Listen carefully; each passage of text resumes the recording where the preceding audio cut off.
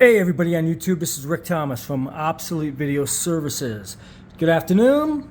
Just thought I'd do another video about the progression of the Ampex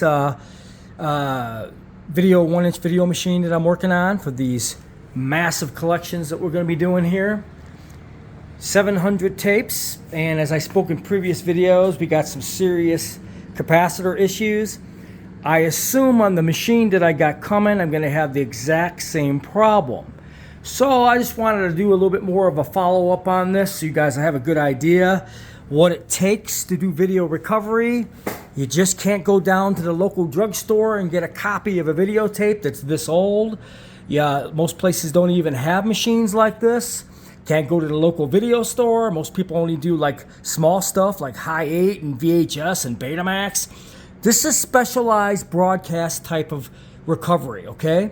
This is why Obsolete Video Services is one of the top and the leading in the field, because people come to me for all the broadcast and obsolete stuff that nobody else can do.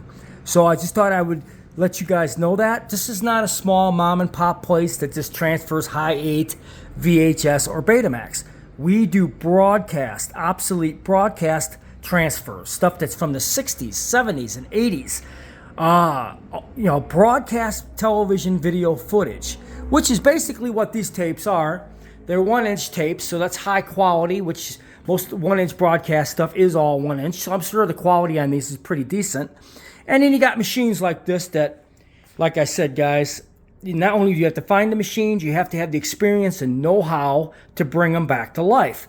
Of course, I've been doing this for well over 30 years, and I know exactly how to restore these video machines and what I'm doing. So this is why an awful lot of people come to me with their obsolete video formats, stuff that they're like, I don't know what to do with this stuff. We specialize in the hard stuff, not the simple little work. This is the hard work that most people won't even touch. That's why Obsolete Video Services prides itself in the work that it does. Anyways, we're going to tell you a little bit about the little progression on this. Okay, as I spoke, we were changing a lot of capacitors on this Ampex machine. And as you see, we put in all the new caps on this thing. This power supply for the motors is done. All 3 capacitors on this unit were dried out like you wouldn't even believe. The 2 can caps were dead as a doornail, leaking. And there's a small cap in there. I don't know if you could see it. That little silver cap, that's a 100 microfarad cap. That's also dried out big time. So I'm assuming on a machine from 1967, we're going to have these issues. I really don't care because I'm going to restore the unit anyways. We got some of the capacitors in, and you guys might want to know how I get capacitors, where I get them. I get them from a company called Ted's online. If you go online and type in Ted's Electronics, they sell a variety of obsolete video equipment capacitors and some of the most bizarre values you've ever seen.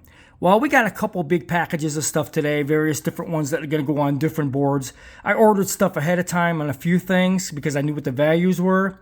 Until I get the machine, then I'll be able to write down more of a list, and I'll get the rest of them from Ted's, because this guy really, I'll tell you, it's an amazing webpage. These guys carry some of the hardest capacitors you've ever seen.